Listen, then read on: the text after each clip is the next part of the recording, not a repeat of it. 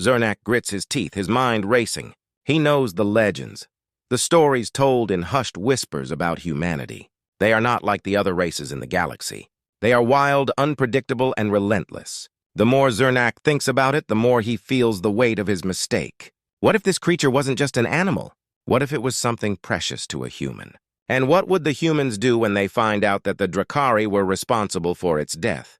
He looks at his team, his hunters, battle-hardened warriors who have faced countless dangers, but there's something in their eyes now that wasn't there before. Fear. Fear of the unknown, fear of the consequences. Even the bravest among them begin to question whether this hunt was worth it. "We need to get out of here," Zernak says, his voice tight with urgency. Now, the hunters don't argue. They can feel the gravity of the situation. The jungle, once a place of excitement and adrenaline, now feels like a trap. Every rustle of leaves, every snap of a branch feels like the footfalls of something approaching them. They are on edge, but it's not the beast they fear now. It's the terrifying realization of what they may have just provoked. As Zernak leads his team back through the dense jungle, he can't shake the feeling that they're being watched. The trees seem to close in around them, the shadows deeper and more menacing. The adrenaline from the hunt still pulses in their veins, but now it's mixed with a deep sense of dread. They had thought they were the hunters, but now it feels as if they've become the hunted. They reach their transport ship, a sleek vessel designed for speed and stealth. Zernak orders the team to board quickly, his mind still reeling from the implications of what they've done. They power up the engines, and the ship begins to lift off the ground, ascending into the sky. But even as they break through the clouds, the feeling of being pursued doesn't leave Zernak. He keeps glancing nervously out of the viewports, half expecting something to appear in the distance, something fast, something deadly. But there's nothing, at least not yet. As they travel through the galaxy, heading back to Drakari space, Zernak tries to focus. He tries to think of a solution. Maybe they can hide what they've done. Maybe they can cover up the truth, make it look like the beast was just another wild animal. But deep down, Zernak knows it won't work. The humans will know. Humans always know. They are known for their tracking abilities, their intelligence, and their thirst for revenge. If the beast belonged to a human, there's no way they will let it go. And that's when Zernak realizes the full weight of their mistake. They've just made a powerful enemy. The Drakari are skilled in war. They've conquered countless worlds, and they've fought wars against races far more advanced than the humans. But the humans fight for something more than just conquest. They fight for their loved ones, for what belongs to them. They don't care about the size of the enemy or the power of the weapon. They will fight to the bitter end, no matter the odds. And they will do whatever it takes to make the Drakari pay for what they've done. Zernak leans back in his seat, the weight of his actions finally sinking in. The universe suddenly feels much smaller, much more dangerous. The fear he had pushed aside during the hunt now presses on him, crushing his confidence. He knows that the Drakari may be warriors, but the humans have something far stronger, a fierce loyalty to their own. With a deep sigh, Zernak makes a decision. We need to prepare. If we don't act fast, we'll be facing more than we can handle. We've started something that can't be undone. He looks around at his team. They are all silent now, their faces grim. The realization has set in for all of them. This was no ordinary hunt. They have awakened something that might just destroy them all. As the ship speeds through the stars, Zernak knows there's no turning back. The Drakari have made an enemy of the most dangerous species in the galaxy, humanity, and now they must face the consequences. Back on Earth, the news of the beast's death spreads quickly through military channels. The quiet morning is shattered when an urgent transmission is received by high-ranking officials in the United Earth government. The image on the screen shows a solemn face, the face of a human who is about to face a nightmare. This is Captain Maya Richards, a seasoned officer who commands one of the most advanced fleets in human history. But there's something personal about this mission. This is her family's pet. The beast, or as Maya lovingly called it, Talon, was no ordinary animal. It had been her companion for years, since it was a tiny cub, and over time they had become inseparable. Talon wasn't just a pet. He was a symbol of strength and loyalty, qualities that Maya valued deeply. To her, he was family. She had spent countless hours training and bonding with him, teaching him, and learning from him. Talon was not just a fierce fighter, he was a trusted friend, always by her side. When Maya receives word that Talon has been killed by the Drakari, a burning rage fills her chest. She stands up, her fists clenched, her voice barely containing the fury rising within her. "What do you mean it's dead?" she demands, as she stares at the officer who delivered the news. "How did this happen?" The officer hesitates for a moment before replying. "We've confirmed the Drakari were involved. They mistook him for a wild animal. They killed him!" He doesn't say it, but the implication is clear. This was not a mere accident. The Drakari had deliberately hunted Talon, and now Maya's closest friend is gone. Maya's heart sinks. Her mind races, filled with questions and disbelief. She had always heard of the Drakari, powerful, ruthless, and feared by many. But she never thought they would come for her family. The universe suddenly feels like a much darker place, and that dark place has just opened a door that Maya can't ignore. "I want them found," Maya says, her voice colder than ice. "I want them brought to justice. No one hurts what's mine and gets away with it." The officer nods, knowing there's no changing her mind. "Understood, Captain. We'll deploy the fleet. The Drakari won't have time to react." Within moments, the entire human military forces are on high alert. The massive warships, bristling with advanced weaponry, begin to assemble in Earth's orbit. Maya is no longer just a captain. She is a leader on a mission of vengeance. The entire fleet is mobilizing, each ship a part of a larger plan to bring the Drakari to their knees. Meanwhile, in deep space, the Drakari are still flying high, unaware of the storm that is brewing. Zernak and his team have made it back to their home planet, trying to regroup and assess the situation. They are unaware of the growing fury that's coming for them. But the moment they receive the first transmission from Earth, they know the full scale of their mistake. It's an encrypted message direct from the United Earth government. The message is short but chilling. "We know what you did. You will pay for this. Humanity does not forget. Prepare for what's coming." Zernak's blood runs cold. He recognizes the name of Captain Maya Richards from the message. It only takes a second for him to realize what he's facing. The human fleet, led by a captain with a personal vendetta, is unlike anything the Drakari have ever faced. They've dealt with countless enemies, but humans are a different kind of predator. They fight for more than just conquest. They fight for what they love. As Zernak tries to process the gravity of the situation, he knows that the Drakari are in deep trouble.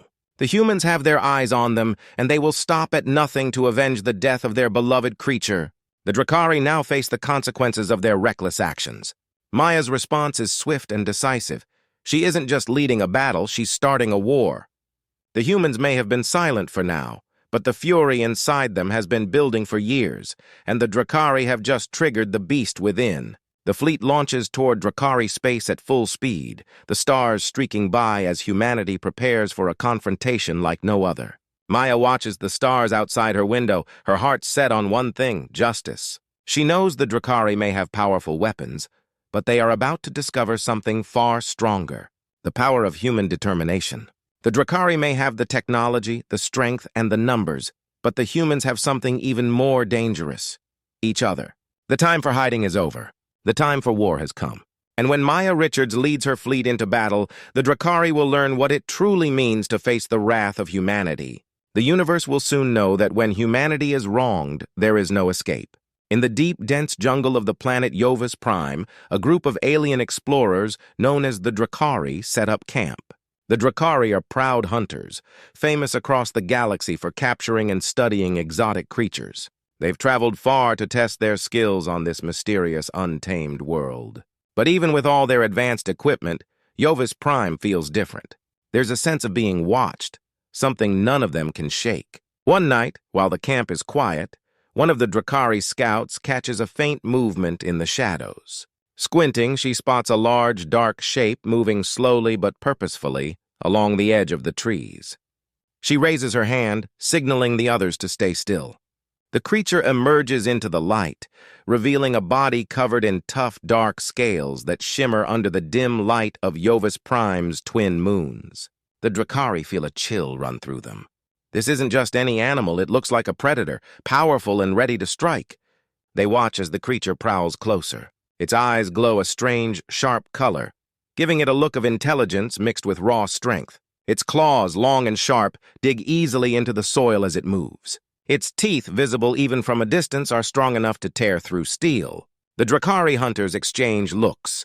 They've never seen anything quite like it. In whispers, they name it the Beast, feeling that they've stumbled upon a true challenge. Excitement quickly replaces their fear.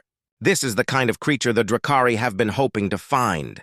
The group's leader, a tall and experienced hunter named Zernok, motions for everyone to gather. They huddle close as he outlines a plan. If we bring back the Beast, we'll become legends, but we have to be careful. This is no ordinary hunt.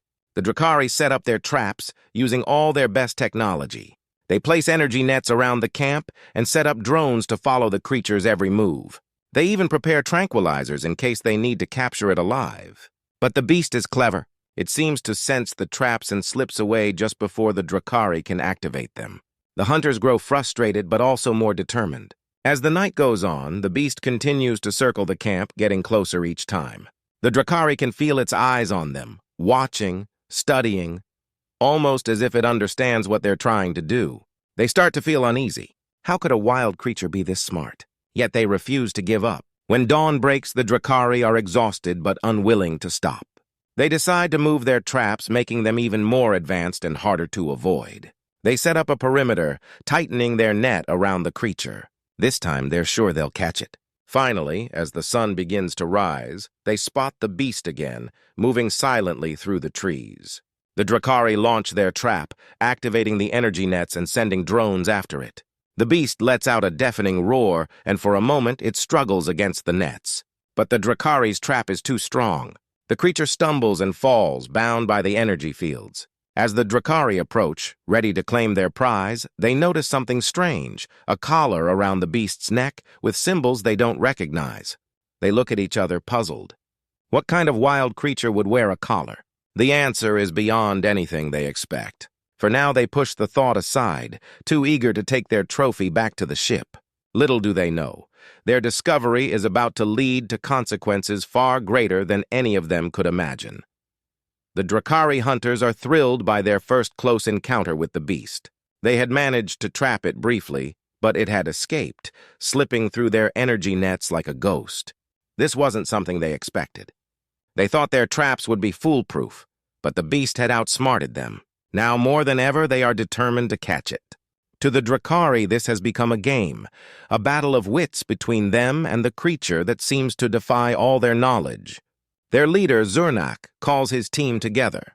He stands tall and confident, with a look of fierce excitement in his eyes. This creature is unlike anything we've ever faced, he says. It's smart, strong, and it has an instinct for survival that rivals ours. But we're Drakari! We don't back down from a hunt. We'll just need to outthink it. The hunters prepare their next move with great care. They recalibrate their energy nets, making them stronger and more sensitive to even the smallest movement. They arm themselves with tranquilizer darts, each one powerful enough to take down a beast twice the size of this one. They spread out, positioning themselves at strategic points around the forest clearing where the creature was last seen. Every hunter is tense, eyes scanning the shadows for any sign of movement. Hours pass and the jungle grows silent, almost too silent. The Drakari can feel their nerves stretch as they wait, the silence amplifying every small sound. Finally, there's a faint rustling to their left. The hunters freeze, their senses on high alert. Slowly, they turn their weapons toward the sound, ready for anything. Suddenly, the beast leaps out of the shadows. It's a terrifying sight, its muscles rippling as it bounds toward them, its eyes glowing with a fierce intelligence. The hunters react instantly, firing their tranquilizers. But the creature dodges, moving with incredible speed, weaving through the trees like a shadow. Even with all their advanced technology, the Drakari struggle to keep up. The beast seems to predict their every move, staying one step ahead. As the chase goes on, the Drakari start to feel a strange respect for the creature. It's not just an animal, it's a survivor, a warrior in its own right. But they can't afford to admire it for long. This is a test of skill, and the Drakari refuse to lose. The beast leads them deeper into the jungle, through rough terrain that the Drakari find difficult to navigate. Thick vines and massive trees block their way, and the ground is uneven, making it hard to keep up. But the Drakari are relentless, determined to close in on their prey. They communicate with each other through hand signals, silently coordinating their movements as they spread out to surround the creature. At last, they manage to corner the beast near a steep cliff. There's nowhere for it to go. The Drakari move in slowly, weapons raised, each step filled with caution. They've come this far and don't want to make any mistakes now. The beast stands its ground, breathing heavily, but it doesn't look scared. Instead, it seems almost defiant, as if it knows something they don't. Just as they're about to fire, the beast lets out a low, rumbling growl. For a moment, the Drakari hesitate, feeling a sudden chill. There's something unsettling about the creature's gaze, a look that seems almost intelligent, but they shake off the feeling. It's just a beast, they remind themselves, nothing more. The Drakari fire their tranquilizers again, this time hitting their target. The darts pierce the beast's thick hide, and it staggers, letting out a deep roar before collapsing to the ground. The hunters stand over it, victorious but exhausted. They finally have their prize. As they move closer to examine it, one of the hunters notices the strange collar around its neck again. He looks closer, realizing that the symbols on it look like they were deliberately placed, almost as if they're a form of writing. He points it out to Zernak, who frowns, feeling a flicker of unease. Strange. I've never seen markings like these, Zernak mutters, but he brushes the thought aside. After all, a hunt is a hunt, and they have succeeded. Little do they know that what they have captured is far from an ordinary beast, and that their actions are about to spark an unimaginable reaction from the galaxy's most dangerous species, humanity. After hours of relentless pursuit, the Drakari hunters have finally cornered the beast. But their victory is not as secure as they thought. The creature lies on the ground, its breathing heavy, its eyes still gleaming with defiance despite being hit with multiple tranquilizers. There's a strange sense of power around it, as though it's just waiting for the right moment to strike back. The Drakari feel a shiver of doubt. No ordinary creature would hold on for so long. Zernak, their leader, keeps his eyes on the beast, feeling both admiration and frustration.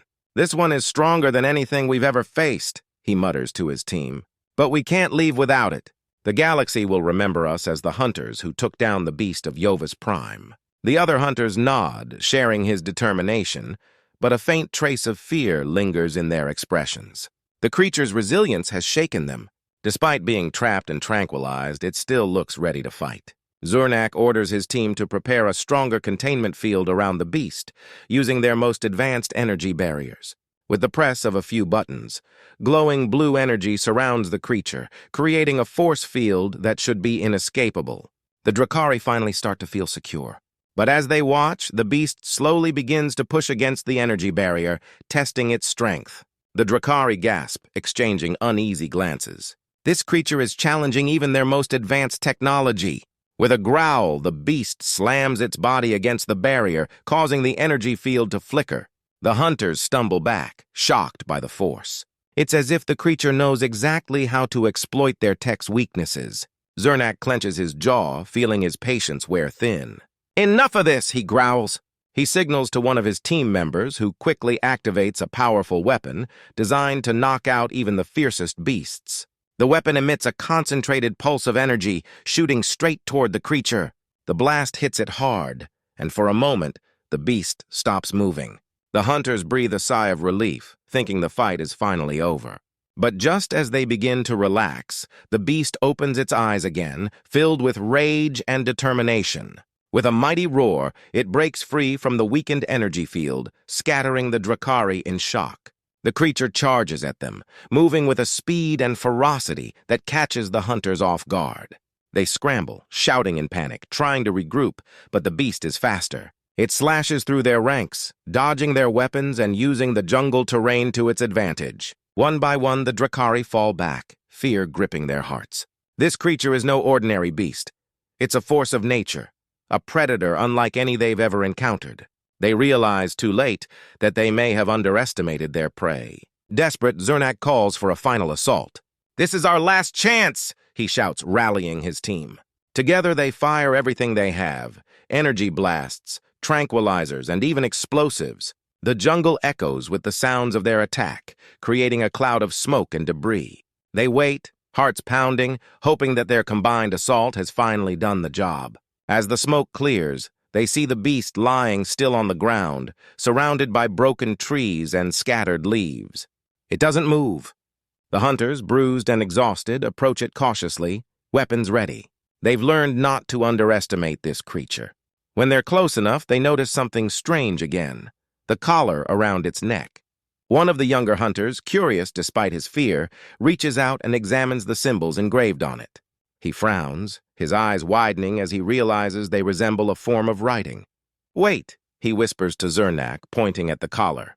"These markings, they look like human language." Zernak freezes, a chill running down his spine. They all know the stories about humans: powerful, unpredictable, and fiercely protective of their own. Humans have a reputation as one of the galaxy's most dangerous species, and they're known for taking extreme measures when they feel wronged. A sudden horrible thought dawns on Zernak. What if this isn't just a wild creature? What if it's someone's pet? The hunters exchange fearful glances, realizing the gravity of their actions. They haven't just hunted a random beast. They might have attacked something that belongs to a human. As the truth sinks in, the Drakari feel an overwhelming sense of dread. They've heard tales of how humans react when their loved ones are harmed. If this creature was indeed someone's pet, there would be consequences. And humans, they don't forgive easily.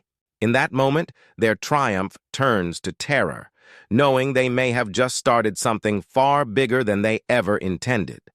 As Zernak stares at the collar around the creature's neck, a cold wave of realization washes over him. The symbols etched into the collar resemble human writing, clear, unmistakable, and terrifying in its implications. He feels the blood drain from his face. They had hunted what they thought was just another beast. But what if it was something far more valuable? What if this creature belonged to someone? The young hunter who first pointed out the markings looks around nervously, sensing the shift in the atmosphere. This can't be right, he mutters, his voice trembling. We've just killed a human's pet, haven't we?